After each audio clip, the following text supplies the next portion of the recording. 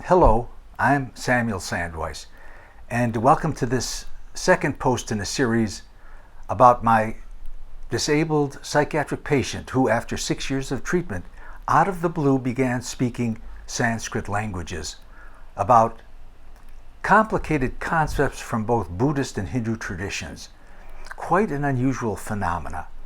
And what is also extraordinary is that these messages, I think, have particular meaning for you because they are a call to action, particular action during this time in a way that upholds Dharma in these trying times. Last post, I introduced the case to you and showed how I began introducing it at the American Psychiatric Association meeting in 2015.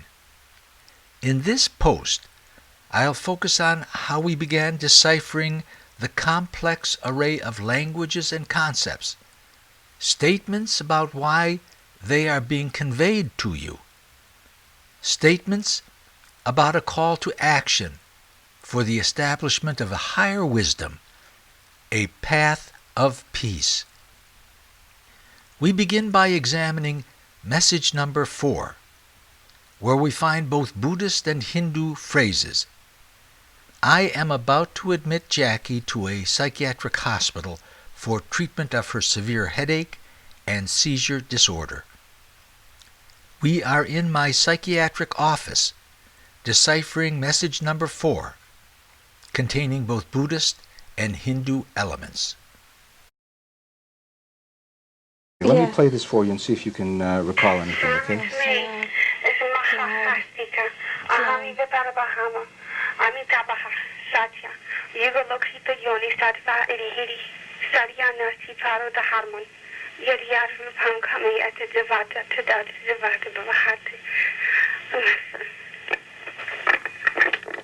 You remember any of that?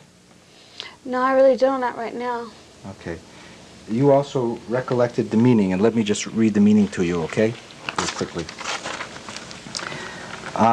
Great believer, I am verily the boundless Buddha. You say here, you're Buddha of boundless light, truth, seen through the female principle. And then you have psychic power. There is no religion higher than truth. Whatever the form desired by a divine being, that very form the divine being becomes. And this is the translation from Sanskrit scholar Professor Tanishwar Timilsina.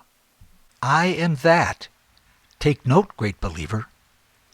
I am verily the absolute Brahman, the Buddha of boundless light and the absolute truth. I have seen the female principle, who has purified siddhi, psychic power. There is no higher law, morality, than the truth. Whatever form willed by a divine being, that very form the divine being becomes.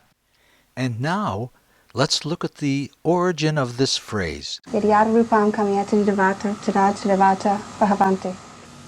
I cannot distinguish what word means what. Okay, but just the sentence. Which is? Whatever the form. Form desired by a divine being, that very form the divine being becomes. You don't know any of the words separately, though? No.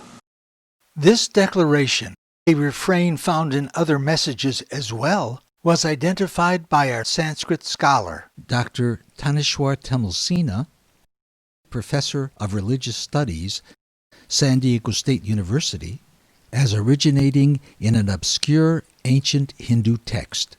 That passage comes from the Nirukta of Yaska, sometimes around 6th century BCE. There are very few people who read Sanskrit these days to begin with, and even among them, not that many people actually go read Yaska's Nirukta. So that's kind of rare. I would say rare in rare. Jackie refers to the ancient Buddhist concept of Strotapana. In message 2, Astika, your Strotapana ahama asmi parabhama eskara.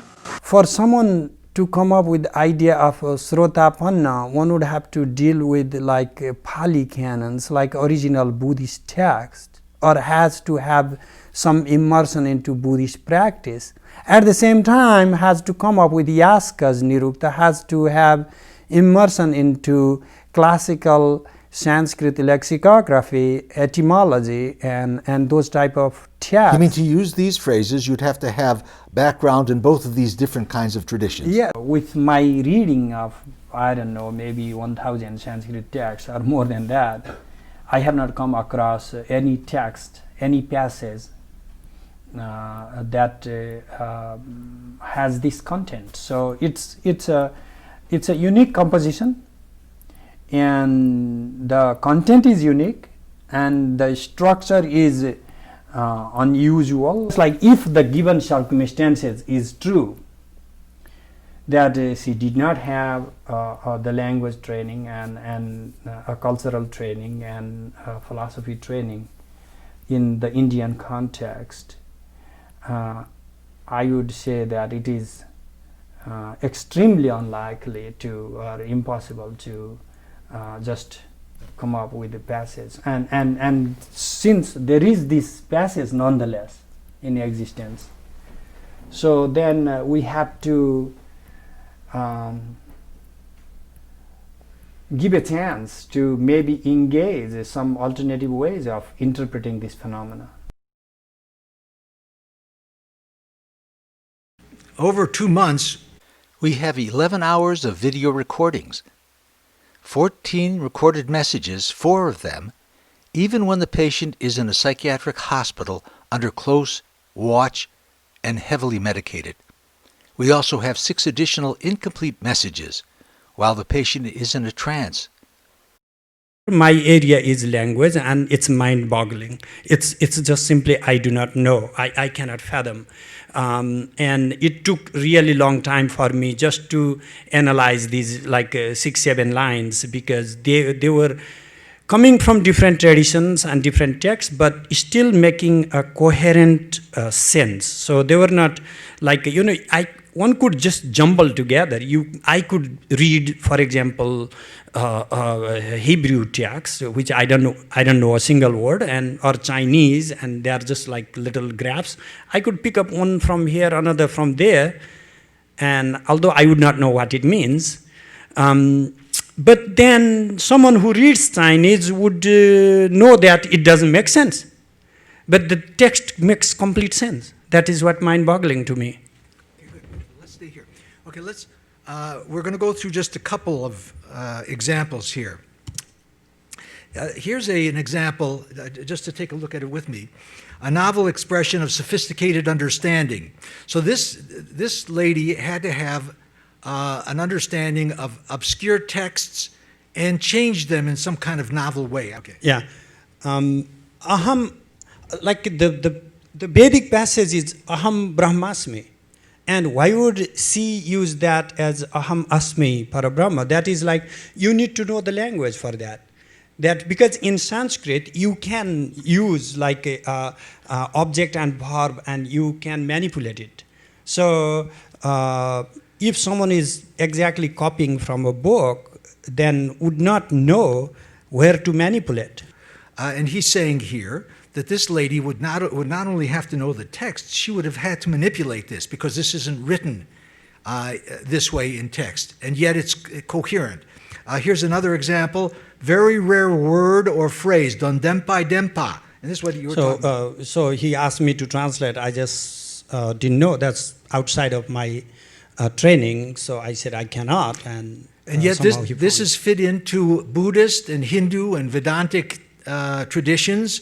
We find this very obscure word, which does mean absolute truth, but it's an obscure Tibetan word.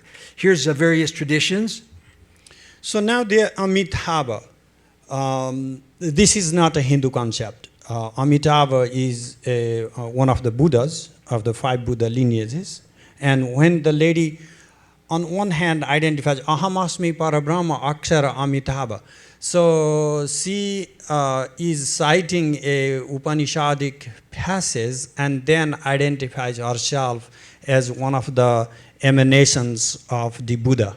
Sotapanna type concept is from the Pali Canon, from original Buddha's teaching, and Amitabha is from the Mahayana Buddhist text, which is fairly later. When we do a real detailed analysis of the notes, they are coming from numerous traditions and numerous languages synthesized in a coherent, pointed, focused declaration.